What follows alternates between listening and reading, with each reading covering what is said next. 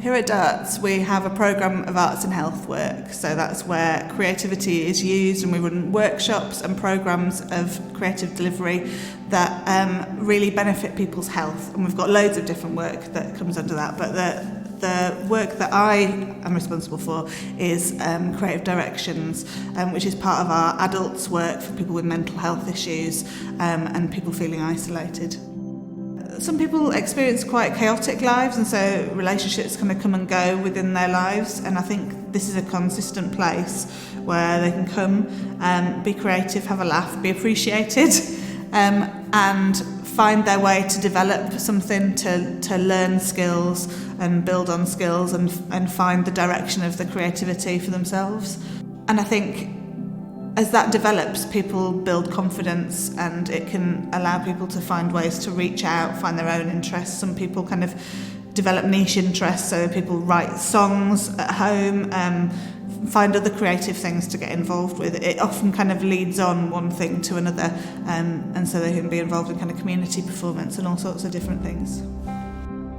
Creative Directions is always split into two groups. There's the morning group and the afternoon group, with the distinct differences. The morning group, we encourage people to bring their own hobbies and interests. People have done therapeutic colouring. We have seen people doing design on computers. Somebody were writing a novel.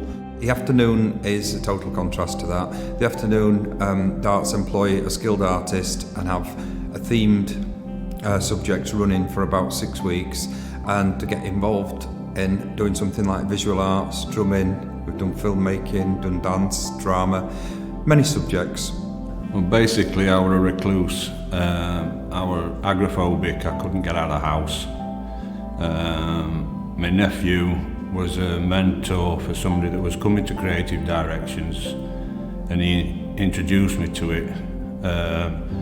It took a few weeks for me to gain the confidence to actually come to outside Creative Directions, and then one week I came inside, I was panicking, I was scared to death, absolutely scared to death. A couple of weeks coming, and then I gradually gained confidence and started interacting. I got introduced to Jamie, who was a great guy. I got introduced to a couple of people that were there, who were sat next to me, which made me feel even more comfortable. After a couple of months, I got to a point where I actually started feeling like part of the family, which felt great, because I was actually coming out of the house, and I was coming out of the house on my own.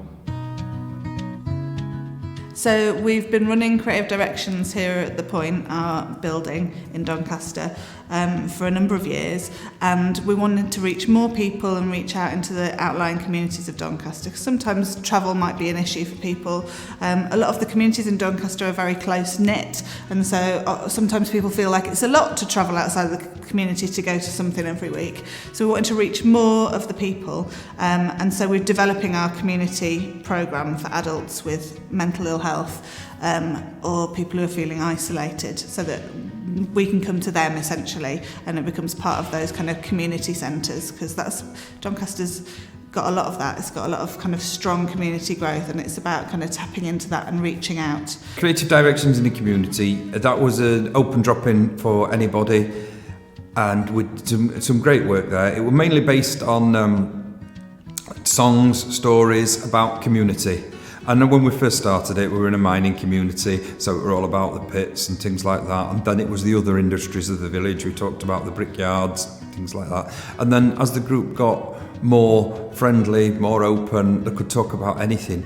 We build stories out of everything, and it's all a good laugh, a good connection, and people go out very happy. I run a project called We Create Mexborough. It's a partnership project. We run it with CAST in Doncaster and with Heritage Doncaster, and it's funded by Doncaster CCG. The aims of the project are to help reduce social isolation, help people feel more connected to others and more part of their community, and to help people feel better generally using creative activity. We work with participants and artists to kind of co-create sessions together. We work with a lot of different art forms. In a typical session, you would see an artist working with participants to gently introduce ideas, get ideas from participants and make those ideas into something. There's almost always something to show that has been made together at the end of a session. Some of the work we've done, we work a lot with creative writing and poetry. So we might create a group poem, we might work together around a theme and people write their own poems that then may come together in kind of new and interesting ways. We do a lot of music, so that could be music making together or bringing different ideas and participating in any way that someone feels like participating. We work on Zoom.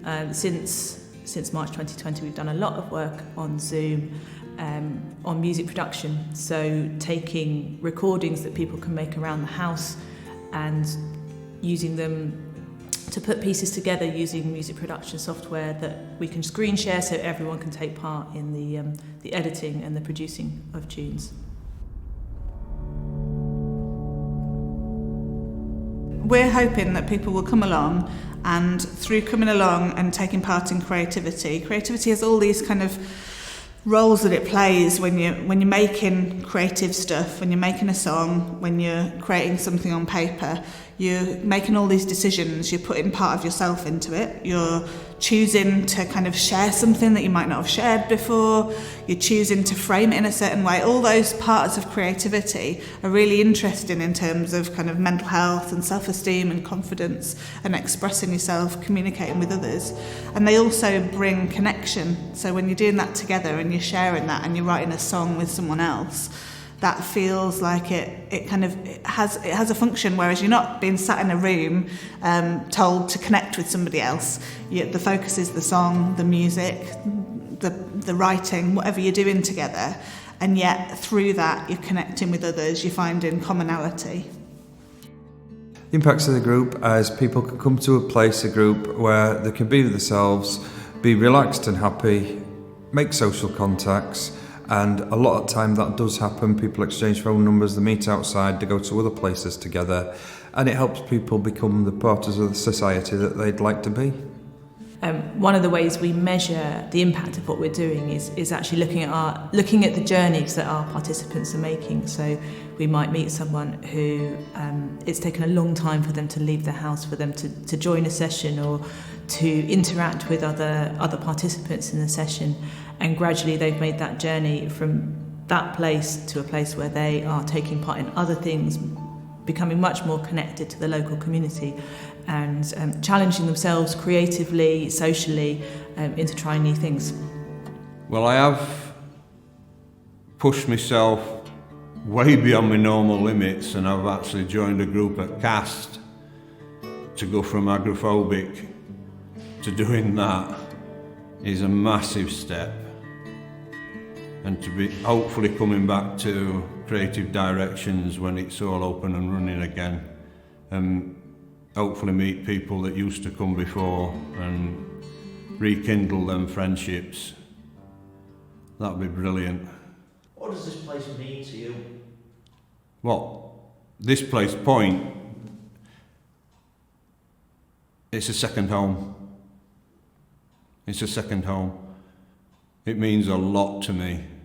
It means a hell of a lot to me.